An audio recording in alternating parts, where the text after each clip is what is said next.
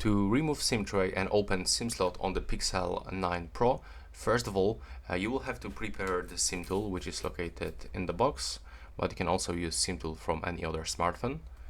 And right now you'll have to input this inside. Then press.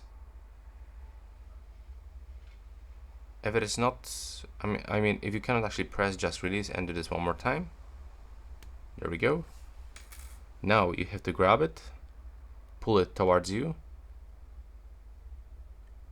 and as you can see now it's finished.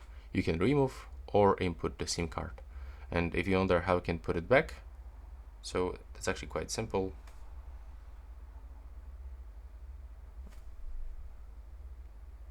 Okay, let's just catch the focus on the phone. There we go. And you will have to just input it like that. So that's all. Thank you for watching. Please subscribe for more videos.